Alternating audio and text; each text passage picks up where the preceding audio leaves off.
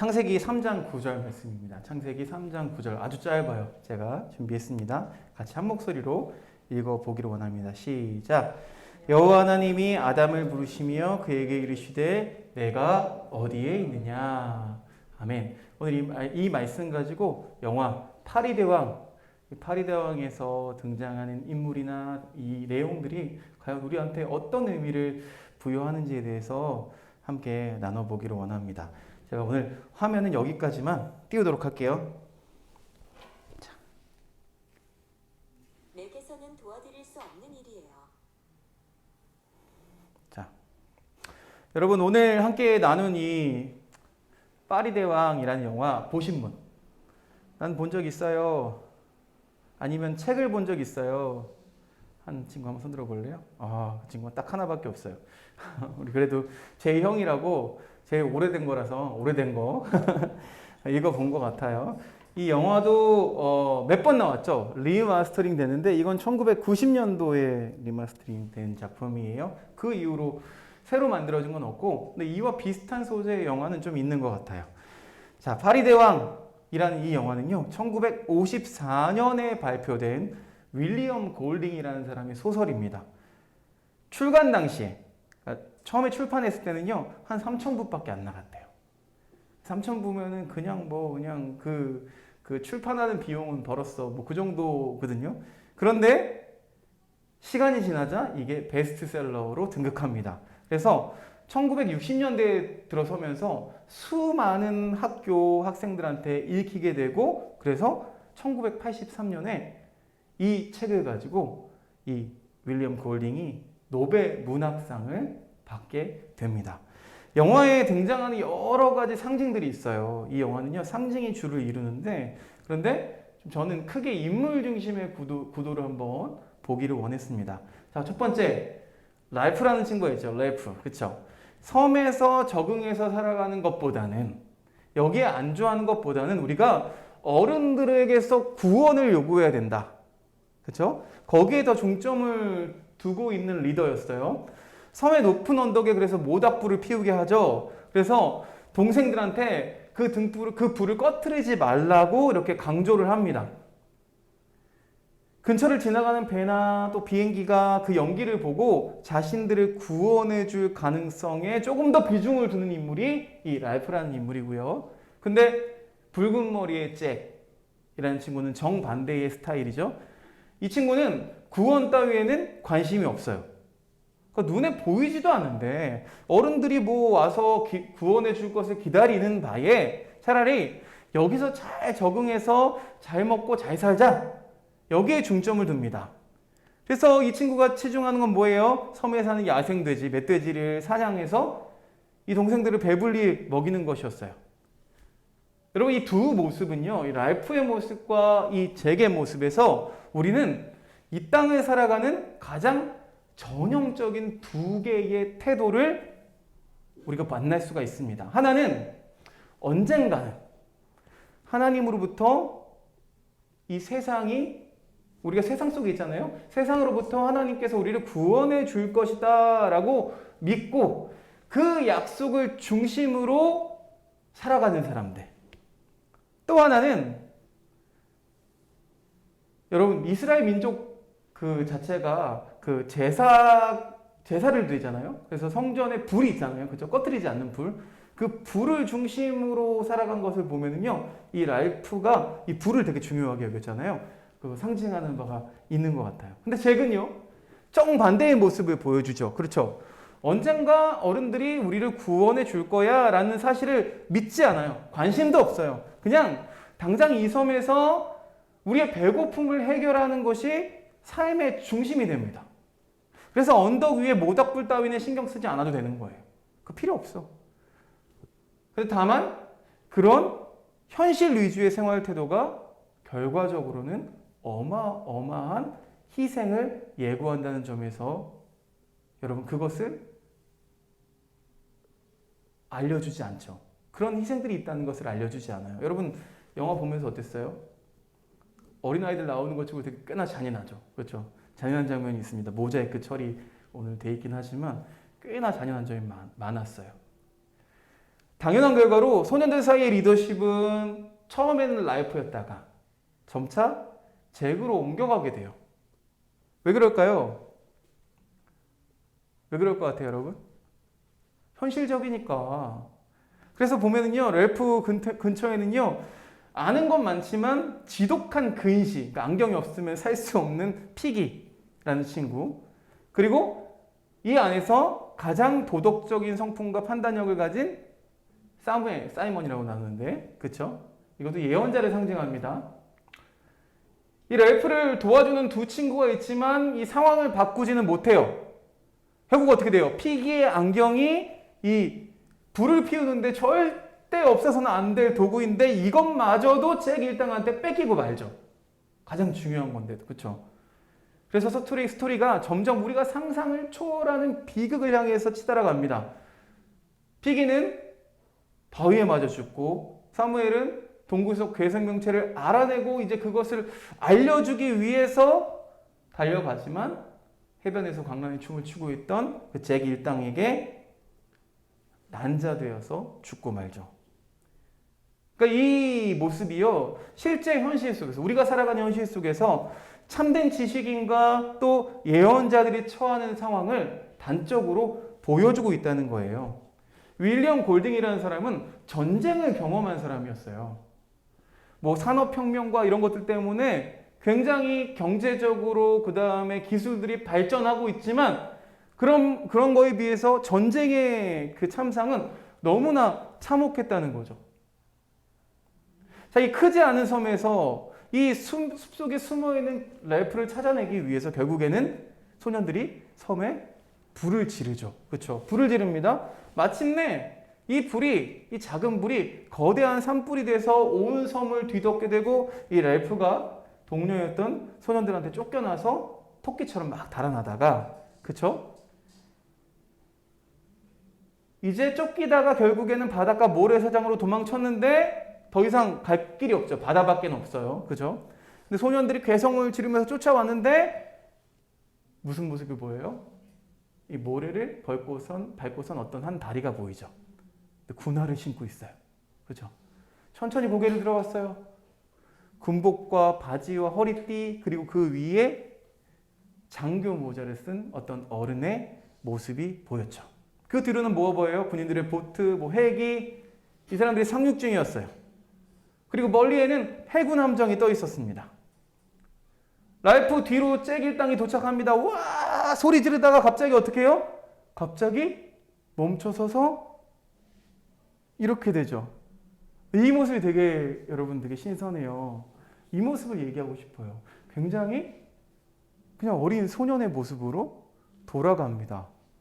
단 몇 초 전에 지금 현실에서 여러분 그 랄프를 죽이려고 막 혈기등등하게 쫓아오던 이 친구들이 갑자기 멍하게 서서 랄프 보고 이 장교를 보고 번갈아서 이렇게 보죠. 어리버리해서. 그렇죠? 그 얼굴들에 막 덕지덕지 바른 치장들이 있어요. 그래서 그 모습이 결국에는 이 장교가 살던 그 세상과는 조금 동떨어져 있음을 보여줌에도 불구하고 그 얼굴 표정들은 아니에요. 나 당신과 똑같은 사람이에요. 이런 표정을 하고 있는 것을 보게 돼요. 그러면서 이 랄프랑 그 다음 잭 일당이 막 그렇게 뛰어오는 것을 보고 이 장교가 어이없이 물어보죠. 어이없는 듯이. 그쵸? 너희들 지금 여기서 뭐 하는 거냐? 이렇게 물어봐요. 오늘 읽은 말씀 3장 9절 말씀이 이랑 비슷해요. 여호와 하나님이 아담을 부르시며 그에게 이르시되 내가 어디 있느냐? 어디 있느냐? 여러분 성경에서 자주 드러나는 하나님의 대화법 자체가 질문하는 거죠. 그렇죠? 근데 이 질문하실 때에 하나님이 예수님이 몰라서 질문하시는 게 아니에요. 그런데 그 질문은요. 결국에는 인간이 자기 자신을 돌아보게 만드는 결정적인 힘이 있습니다. 그러니까 아담이 범죄했을 때 하나님이 아담에게 하셨던 최초의 질문. 네가 어디 있느냐? 죄를 짓고 나니까 하나님 낯을 보기가 두려웠던 거예요. 그래서 숨었죠. 하나님은 어떻게 말하세요? 네가 지금 어떤 상황인지 한번 돌아봐라 이러는 거예요. 생각해보니까 굉장히 처절한 상황이죠. 바로 이 전까지는 하나님과 거리낌 없이 대화할 수 있었는데 이제는 나뭇잎으로 막 몸을 가리고 하나님의 낯을 피해서 하나님의 얼굴을 피해서 숨어 있는 거예요. 이 죄의 결과와 이 심각성을 아주 적나라하게 드러내는 질문이 네가 어디 있느냐? 은연이가 집에서 사고를 쳤어. 엄마가 소중하게 여기시는 그릇을 깨트렸다? 그 숨었어. 엄마가 그 그릇을 보고 이거 뭐야? 은연이 어딨어? 이거랑 똑같은 거예요. 알겠죠? 그러면 숨어 달달달 떨면서 숨어 있고 난 죽었다 이러면서 그쵸? 물론 가서 먼저 엄마 내가 이러다 깨트렸어요 라고 얘기할 은연이지만 그거 비슷한 상황이라는 거예요. 자, 이 파리대왕 마지막 장면에서 이 장교가 소년들에게 던지는 질문이 바로 이 창세기 3장 9절에서 하나님이 아담을 향해서 질문하는 것과 거의 비슷한 메시지라고 저는 이해합니다. 그리고 이 작품 마지막 장면은요, 렐프가 이제 그렇게 고대하던 어른들 세상으로 다시 돌아가게 되죠. 구원의 형태로 구원이 어떻게 찾아올 것인지에 대해서도 이렇게 상징으로 보여줍니다. 막 고심하고 애쓰고 했던 그 모닥불은 결국 어른들을 부르지 못했죠. 그렇죠? 그런데 역설적으로 잭 일당의 범죄 때문에 불이 났을 때 그것을 보고 하나님의 구원, 그러니까 그 구원이 임하게 되는 아주 재미있는 해석을 우리가 만나게 됩니다. 잭 일당이 자랑하던 이 나무창은요, 여러분 군인들이 차고 있는 무장 앞에서 여러분 이게 어때요? 멋져요? 굉장히 초라해지는 거죠. 굉장히 초라합니다. 그러니까 우리가 아무리 세상의 권세와 위력을 갖고 있다라고 할지라도 하나님 앞에서는 그 모습이 어떻게 비춰지겠어요? 그렇죠? 아무것도 아닌 게 되죠. 자, 여러분 이 실험에 대해서 들어보신 적 있으실지 모르겠어요. 스탠퍼드 감옥 실험이라는 게 있었습니다. 아세요? 영화도 있어요. 나중에 너는 이제 졸업하면 볼 수 있을 것 같아요. 스탠퍼드 감옥 실험이라고 이게 루시퍼 효과라고도 불립니다. 필립 짐바르도라는 교수가 1971년에 스탠퍼드대 심리학과 건물 지하에 진짜 감옥이 아니라 가짜 감옥을 만들어 놓고 건강한 백인 남성 18명을 교도관과 수감자 역할로 이렇게 나눠주고서 역할극을 하게 만들었어요. 그런데 간수를 맡고 있던 학생이요, 이 수감자들을 제지한다는 명분으로 가혹행위까지 막 하는 거예요. 이게 모의 실험인 걸 알면서도, 진짜 수감자가 아니란 걸 알면서도 선량한 학생들이 점점 악마로 변해가는 모습을 이 스탠퍼드 감옥 시험을 통해서 볼 수가 있었어요. 그런데 2018년에 한참 뒤죠. 그렇죠? 71년에서 2018년이면 이 실험이 교묘하게 조작됐다는 주장이 나왔습니다. 그러니까 당시 실험을 기록했던 이 미공개 녹취록을 보니까 실험 참가자들의 이상 행동들이 약속한 보수를 돈을 받기 위해서 그러니까 암묵적으로 합의된 연기였다는 거예요. 그러니까 간수역의 학생들이 만든 어떤 규칙과 처벌들이 다 이 짐바르도 교수의 부추김을 받아서 연출된 것이었다는 거죠. 그래서 당시 실험이 얼마나 과장되고 얼마나 왜곡되는지 2002년에 BBC 방송이 이 실험을 재현했는데요. BBC 실험에서는요, 교도관과 수감자 사이에서 정말 아무 일도 안 일어났대요. 어떤 개입도 없었고 어떤 지시도 없었대요. 오히려 함께 대화하고 음식을 나눠 먹고 실험 마지막 날에는 평화주의 공동체까지 만들어냈대요. 하지만 여전히 사람들은요, 뭐만 믿어요? 이 인간의 잔인성만 부각시킨 이 스탠퍼드 감옥 실험만 기억하고 있다는 거죠. 이 파리대왕 영화를 보면 인간은 악한 거 아니야? 저 어린아이들이 뭘 얼마나 한다고? 성악설은요, 굉장히 힘이 세요. 인간의 이기심으로 굴러가는 이 자본주의, 우리가 아주 경험하고 있잖아요. 그 자본주의를 비롯해서 지금 여러분 이 땅을 구축하고 있는 정치, 경제, 사회, 교육 시스템의 토대가 뭘까요? 악이라는 거죠. 죄라는 겁니다. 하지만 창조기사에서는 하나님이 인간을 창조하실 때는 여러분 이 전제들을 한숨에 뒤집습니다. 그러니까 인간은 본디 선하고 고상하다고 주장하죠. 그런데 그렇다고 성경이 그럼 인간은 천사 같은 존재야. 그래서 인간은 원래 착한 사람들이야, 착한 존재야 라고 이야기하지 않아요. 그러니까 성선설을 주장하는 게 아니에요. 여러분 이 파리대왕과 같은 상황이 실제로 일어났대요. 1965년 폴리네시아 퉁가의 무인도에서 아타섬이라는 곳에서 15개월간 고립된 6명의 소년들이 있었대요. 그런데 이 6명의 소년들이요, 야만인으로 변질해서 서로 싸우고 이러기는커녕 서로 협력하고 또 이타적으로 행동하고 버텨서 결국에는 건강한 모습으로 구조됐다고 합니다. 궁극적인 문제는요, 여러분, 인간의 본성이 그 악이 전부인 양 몰아가는 세상의 태도들이 있습니다. 우리가 잘 구분해야 돼요. 이 성악설을 퍼뜨리는 강력한 서사들이 이 부정적인 세계관을 키우게 되고요. 그래서 믿음은 별 볼 일 없어. 결국 인간들의 부정적인 행태를 부추기죠. 이걸 노시보 효과 이렇게 이야기하는데, 이것들을 통해서 이렇게 우리가 언론 플레이를 당하는 것 때문에 결국 세계가 더 악해지고 있다는 거예요. 폭력, 살인, 잔악한 범죄들이 내가 태어날 때부터 가지고 있던 게 아니라 후천적으로 교육받았기 때문에 그런 일들이 일어난다라고 주장하고 있습니다. 여러분 그거 아세요? 사이코패스 알아요? 알죠? 무섭죠? 막 듣기만 해도 요즘에 사이코패스 하면 사페, 우와 무섭잖아요. 그런데 이 사이코패스를 그 뇌과학자가 연구를 하는데 가장 그 사이코패스 기질이 강한 사람을 찾아봤는데 그 사람의 뇌를 발견했는데 그게 누구였는지 아세요?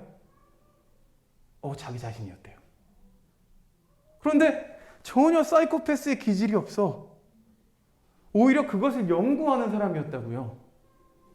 그래서 과거 그 DNA들을 조사해 보니까 과거의 사이코패스들은 어떤 사람들이었을까? 용사였대요. 용사. 전쟁에 나가서 앞장서서 싸우던 사람들. 한 명이 여러 명을 죽이고, 알죠? 그렇죠? 성경에도 나오잖아요. 낙이 턱 뼈갖고 죽이고, 몇 명씩 죽이고, 몇백 명 죽이고. 이런 용사요. 용사가 여러분 한 명 죽이고 나서 어떻게 이러면 이거 용사 돼요? 안 돼요? 안 되죠.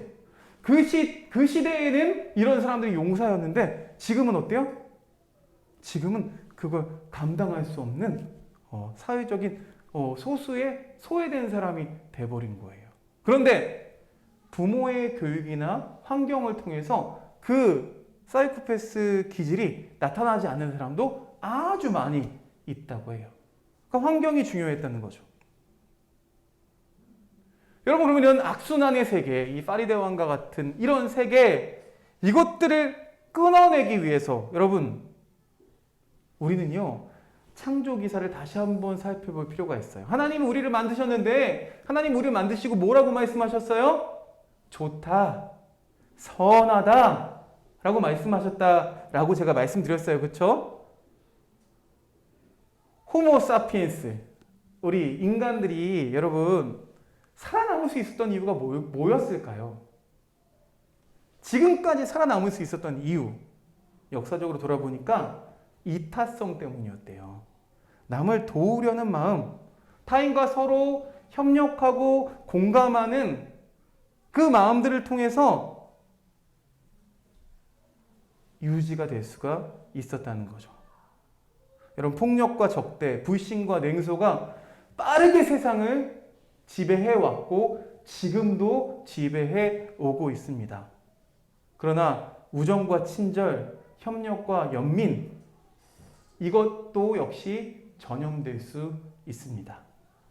자, 성경을 보니까 하나님은 인간을 선하게 만드셨는데 왜 죄를 지었어요? 왜 그럼 원래 인간은 악한 거 아니었어요? 성악설, 뭐 성선설 이런 이야기들을 많이 하죠. 결국 인간의 본성이 선한가 악한가 보다 더 중요한 건 뭘까요? 우리가 어떤 삶을 선택할지입니다. 여러분, 바라기는 라이프와 같은 선택을 할 수 있는 여러분이 되시기를 주님의 이름으로 축복드립니다. 물론 이런 현실들이 이렇게 극적으로 일어나지 않아요. 그렇죠? 영화잖아요, 영화. 그러나 이와 비슷한 일들은 충분히 우리가 경험할 수가 있을 거예요. 그럼에도 불구하고 그 따뜻한 마음, 협력하는 마음, 우정의 마음, 그 사랑의 마음을 전염시킬 수 있는 저와 여러분들 되시기를 주님의 이름으로 축원드립니다. 함께 기도하겠습니다. 하나님 감사합니다. 오늘도 하나님 우리에게 귀한 말씀 주셔서 우리를 다시 한번 깨워주셔서 감사합니다. 내가 어디 있느냐? 라고 물어봤을 때 주님, 제가 여기 있습니다. 주님 말씀 순종하며 주님의 구원을 기다리며 내가 여기 있습니다. 라고 자신 있게 외칠 수 있는 우리 한 사람 한 사람 될 수 있도록 주님 이끌어 주시옵소서. 오늘도 말씀으로 우리를 깨워주셨사오니 그 말씀을 따라서 살아갈 수 있는 세상에 악이 가득하지만 그러나 우정과 협력과 사랑을 전염시킬 수 있는 차근차근 신압으로 조금씩 전염시킬 수 있는 우리 하나팀즈 친구들 다 될 수 있도록 주님 이끌어 주시옵소서. 예수 그리스도 이름으로 기도드렸사옵나이다. 아멘.